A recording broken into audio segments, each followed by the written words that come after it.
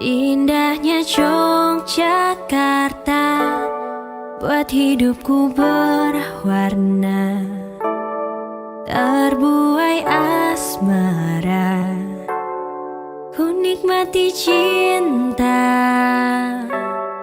berdua selalu denganmu, menyusuri kota, budaya Yogyakarta. Bagi Jogja Lovers yang baru saja mengakses live streamingnya di lovejogja.online, kita sedang ada di program acara Berkati Kota Kita sampai nanti pukul 6 sore, dan kita akan ngobrol-ngobrol bersama di program acara ini. Terbuka di line interaktifnya Jogja Rusmanya di 085724011372 di 085724011372. Baik, kita akan mulai obrolan kita di kesempatan sore ini. Mungkin ada banyak hal yang inspirasi yang Jogja Lovers nanti bisa dapatkan ketika di obrolan kita di program Berkati Kota Kita di sore hari ini. Ya, baik Jogja Lovers, kita lanjutkan ya. Jadi tadi saya sempat singgung Mas Toto ini satu tim dengan Pak Budi di Lab C ya. Nah, tentunya dengan bergabung di sini Mas Toto ini punya tujuan, punya mimpi atau seperti apa, dan kenapa kok bergabung? Kan masih muda saya lihat, dan sepertinya masih kuliah atau sudah selesai? Puji Tuhan sudah lulus. Sudah lulus ya, lulus, dan bergabung di Labsi tahun berapa? 2016. 2016, jadi Ya. sudah tahun keempat ini ya? Ya, Mas tahun Toto. keempat. Ya, silakan dicerita singkat aja. Kenapa kok gabung di Labsi? Kenapa nggak yang lain? Kan Betul. banyak organisasi anak muda Ya. atau kegiatan gereja yang anak muda, atau jadi worship leader, jadi singer, pemain musik gitu. Kenapa kok di Labsi? Oke, sebelumnya itu waktu aku masih kuliah awal-awal itu aku kayak aku orangnya kan kayak punya semacam kayak intuisi atau kayak kayak tik gitu loh di hati gitu. Aku punya keinginan dua hal. Aku pengen kayak mau melayani di sekolah-sekolah sama di penjara. Nah, cuman aku pas KKN itu aku ketemu dengan teman saya ini yang dia tim Lepsi juga gitu kan. Tetapi aku nggak tahu itu tim Lepsi sebelumnya, karena kami satu KKN gitu kan. Dan dia tuh ngomongin narkoba, bullying, sama pornografi itu selama 3 hari di satu SMK. Dan saya melihatnya tuh ajaib gitu kan. Di hari ketiga itu kayak semua anak-anak tuh diminta untuk kayak mereka rekonsiliasi sama dirinya sendiri. Di situ mereka diminta untuk memaafkan orang tuanya, bahkan juga mereka minta maaf untuk atas perbuatan mereka yang tidak baik terhadap orang tuanya. Terus aku lihat mereka tuh kayak mereka sungguh-sungguh kayak merasakan kayak adanya kebaikannya Tuhan gitu dalam dirinya mereka gitu. Kayak mereka tuh seneng banget gitu kan. Dan aku kayak kok ini beda banget gitu kan aku melihat ini. Ya. Apa namanya, pelayanan yang jenis berbeda Iya, gitu ya. kayak ada sebuah getaran yang baru. Terus ya seiring dengan berjalannya waktu, saya ikut dengan teman saya ini Ya, gitu ini kan. bergabung Dan saya ikut-ikut gitu kan. Ya.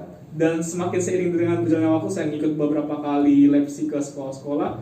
Kayaknya saya lebih tertarik lagi kayaknya saat saya mengikuti ke sekolah-sekolah ini, ngobrol dengan beberapa guru, ketemu dengan beberapa orang. Ternyata tuh masih banyak sekolah tuh yang sangat butuh yang seperti Lepsi ini gitu kan. Mereka perlu diperlengkapi, perlu dikasih banyak hal tentang yang beberapa yang saya sebutkan tadi. Dan yang membuat saya sedikit terbesit dalam hati saya tuh sejujurnya masih pendidikan kita tuh masih kurang banget, apalagi yang di luar kota gitu kan. Di dalam kota aja masih ada yang kurang menurut saya. Pandangan saya, bahkan saya bukan orang pendidikan, saya melihatnya ini kok kayak gini gitu kan, apalagi di luar kota. Dan saya kayak merasa ya kalau sekolah memang belum benar-benar bisa memberikan hal yang terbaik, saya lewat Lepsi ini ingin memberikan yang terbaik buat mereka gitu loh. Jadi melengkapi apa yang sekolah belum bisa berikan. Berikan gitu kan. Karena kan sejauh sekolah memang mereka hanya melengkapi kurikulum gitu kan. Tapi kita dari Lepsi bisa memberikan yang di luar dari itu, bahkan kita memberikan secara gratis gitu kan.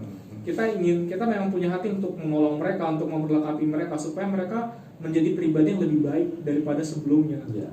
Jadi memang luar biasa ya. Jadi dengan awalnya melihat, kemudian Mas Toto melihat dan mengalami juga. Iya, dan saya sejujurnya saya kena juga waktu jadi itu. pada waktu di sesi itu, walaupun bukan sebagai siswa, tapi hatimu tersentuh Saya ya, tersentuh. dan dijamah Tuhan ya. Iya. Jadi seperti itu dan tentunya dengan itu menjadi jadi titik awal untuk ambil keputusan oke lah gabung gitu Ya, ya, gabung. Mungkin awalnya kamu bilang tadi tanda petik coba-coba ya, Coba-coba, coba, tapi iya. lama-lama jatuh cinta kan ya. Dan apalagi kamu dapat berkat yang lebih lagi ketika bergabung di Lepsi Iya, juga puji kan. Tuhan. Ya, ya. Nah, tentunya ada banyak topik yang disampaikan ketika pelayanan ke sekolah-sekolah. Salah satunya saya kira sore ini kita bisa ngobrolin ada satu topik yang saya kira cukup hangat beberapa tahun terakhir ini yang tentunya menjadi satu tantangan atau tekanan terhadap anak-anak muda khususnya remaja-remaja sekolah ini, yaitu masalah bullying ya. Bullying saya kira Social Lovers juga dengar dan mungkin barangkali mengalami bagi teman-teman yang memang masih usia sekolah ya. Dan saya kira Pak Budi bisa cerita dikit kalau di Lepsi ini program yang terkait dengan topik atau isu bullying ini apa yang disampaikan ke siswa ini? Apakah teknik membuli atau bagaimana menghadapi kalau seandainya dibully? Iya, oke. Jadi sebenarnya bullying itu ya sudah lama, sudah kayak budaya sebenarnya kalau saya lihat ya.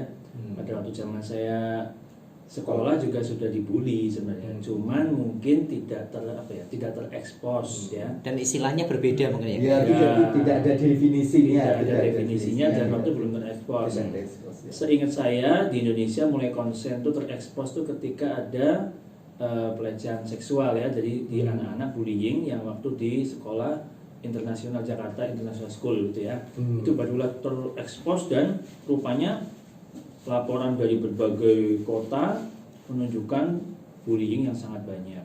Dan kemudian data bertambah terus dan bertambah terus.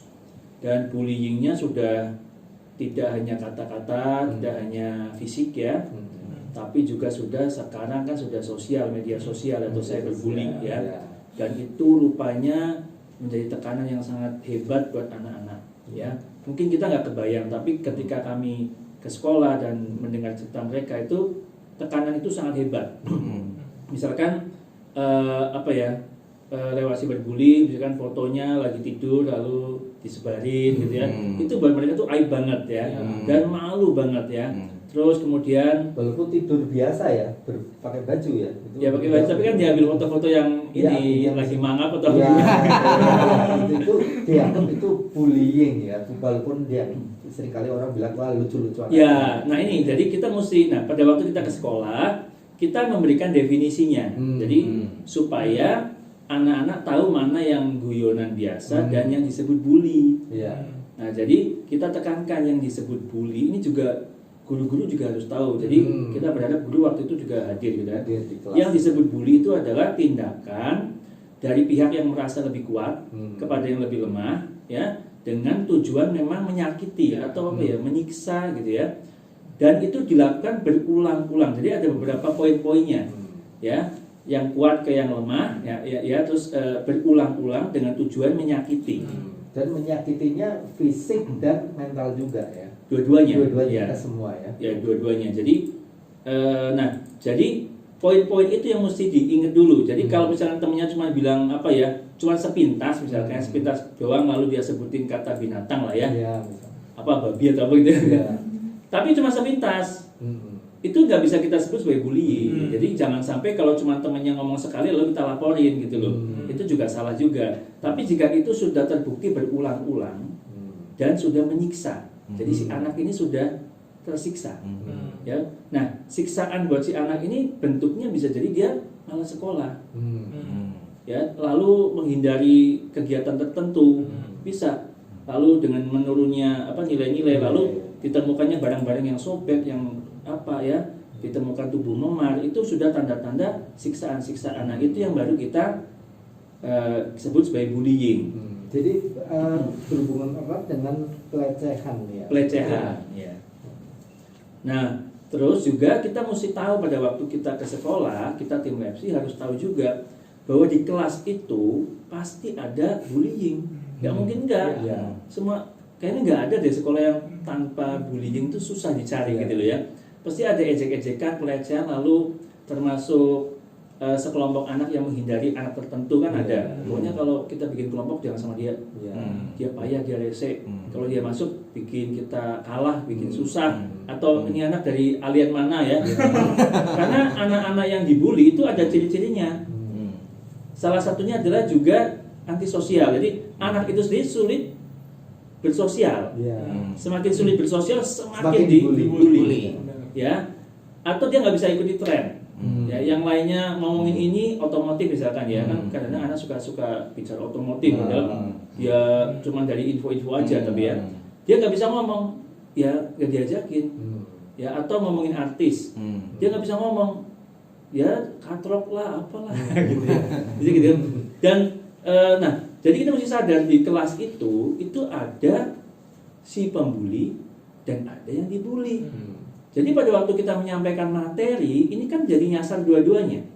Kita nggak bisa cuma bilang gini, buat teman-teman yang dibully aja nggak bisa. Karena di situ juga ada si pembuli. Nah, karena itu materi kita kemas sedemikian rupa, ya, dengan contoh-contoh, dengan film ya, dengan film, dengan tujuan si orang yang dibully merasa dikuatkan, ya, dan solusinya apa. Dan si pembuli juga kena juga gitu ya. Caranya mesti pinter-pinter ya supaya dua-duanya bisa kena. Nah, ajaibnya pada waktu kita lakukan itu meskipun kita ini nggak pakar-pakar amat ya, tapi yang penting kita tuh tahu bahwa intinya yang kita bawa itu sebenarnya setiap anak, setiap pribadi itu berharga. Meskipun fisiknya tidak sempurna, latar belakang nggak sempurna ya. Punya kelemahan-kelemahan kan begitu sebenarnya ya. Intinya setiap orang berharga lah. Nah, ajaibnya adalah pada waktu kita sampaikan itu bisa si pembuli dan yang dibully itu bisa sampai rekonsiliasi itu ya. Sampai rekonsiliasi dari kesalahan. Iya, Ya. bisa peluk-pelukan, bisa minta maaf, bisa sampai seperti itu. Nah, lalu kita ajak untuk buat komitmen. Ya, komitmen dan biasanya guru juga ada. Nah, jadi itu yang kita lakukan. Oh iya, ya, sangat bagus sekali. Nah, dari pengalaman Mas Toto selama terlibat di Lepsi ini, mungkin ada hal menarik terkait dengan isu bullying ini ya. Misalkan entah nggak tahu Mas Toto pernah mengalami bullying atau tidak atau bully atau sebagai pelaku atau sebagai korban ya. Tapi yang pasti setelah ikut dalam pelayanan ini hal yang positif apa yang didapat nih? Ini hal positif yang Iya, yang dapat. kamu dapat. Kalau dengan melihat apa yang terjadi di anak-anak muda sekarang, anak-anak pelajar sekarang. Gitu. Sebelumnya aku tuh juga dulu itu korban bullying gitu Korban, kan. Iya. bukan pelaku ya. Korban. Waktu SMP selama 3 tahun itu saya tuh anak yang cengeng gitu kan. Oh gitu. Jadi saya tuh jadi korban ganggu lah kan. Soalnya kalau anak cowok tuh kalau buat orang nangis itu kayak sebuah kebanggaan banget gitu kan. Dan selama ini saya tuh cuma ngerasa ya saya merasa sudah mengampuni mereka, tapi ternyata tuh enggak gitu kan. Ternyata kayak saya tuh cuma menyimpan dan kayak melupakan. Padahal saya menyimpan luka itu. Dan ketika saya di Lepsi ini gitu kan, tanpa disadari saya mengalami itu juga gitu kan. Dan saya juga mendatangi orang-orang yang mendatangi sih lebih tepatnya kayak menghubungi orang-orang yang dulunya menyakiti saya dan saya mengalami penyembuhan yang lebih gitu. Dan ketika saya menyampaikan buat teman-teman yang anak-anak sekolah, itu kayak aku merasa ada kekuatan lebih gitu, merasa lebih hidup. Dan aku kayak merasa aku ingin mereka tuh juga tidak mengalami yang seperti saya lakukan dulunya gitu kan. Kalau mereka dulunya kalau hari ini mereka korban bully, mereka bisa memilih untuk jadi orang yang lebih kuat daripada sebelumnya. Dan itu yang saya biasanya share gitu kan, saya share buat mereka. Saya dulu juga korban bully gitu kan. Bahkan sejujurnya waktu saya korban bully di SMP, di SMA itu tanpa disadari saya sudah mulai mendapatkan banyak penghargaan dari sekolah segala macam. Itu yang membuat diri saya tuh kayak jadi orang yang sombong gitu kan. Dan saya menjadikan diri saya tuh orang yang merendahkan orang lain. Dan dampaknya itu seperti itu. iya, atas dasar karena saya tuh nggak mau terlihat rendah di hadapan orang lain. Saya nggak mau terlihat saya tuh dianggap remeh. Dan itu semua karena luka dari yang saya jadi korban bully gitu. Gitu ya. Nah, tapi pas di Lepsi ini, wah itu ternyata semua salah. Ternyata akarnya saya jadi orang sombong segala macam itu karena saya jadi korban bully. Dan itu saya share buat teman-teman, buat anak-anak sekolah gitu kan, betapa pentingnya mereka tuh kalau jadi korban bully memang penting mereka harus mendapatkan sebuah penghargaan dan mereka harus berusaha untuk itu, tapi mereka harus punya poin penting dalam hidup mereka kalau mereka itu berharga gitu kan. Bahkan ketika mereka lahir, bahkan dari yang mereka masih sperma itu kan, mereka masuk ke ovum itu kan, mereka kan satu-satunya pemenang gitu kan, juara. Mereka harus tahu kalau bahkan mereka dari lahir tuh mereka sudah pemenang gitu. Gitu. Dan satu hal terakhir, biasa saya juga menyampaikan kalau apapun yang terjadi sejujurnya, keluarga mereka tuh mencintai mereka walaupun dengan cara yang mereka tidak sukai gitu kan. Tapi saya dorong untuk hal itu gitu. Dibukakan gitu. Ya, dibukakan. Walaupun kalian nggak menyukai cara orang tua kalian mencintai kalian, tapi coba kalian ingat gitu kan, dari kalian kecil sampai kalian besar sekarang, orang tua kalian yang membesarkan kalian. Meskipun tidak orang tua yang fisik, tapi orang tua yang mungkin bibinya mereka atau kakek neneknya mereka, tapi ada orang-orang yang mengasuh mereka selama ini tuh sebagai tanda kalau mereka selama itu berharga dan dicintai dan dimiliki. Iya. Jadi memang luar biasa ya. Jadi apa yang dialami oleh Mas Toto itu bisa jadi inspirasi ya, karena memang Mas Toto udah mengalami terobosan, pemulihan sehingga bisa dibagikan. Ya. Jadi sudah dulunya jadi korban, sekarang jadi pemenang. Dan tentunya nanti setelah ini kita bisa ngobrol lebih seru lagi. Silakan Mas Anton dengan pujian berikut. Ya, semuanya kita akan lanjutkan obrolan kita di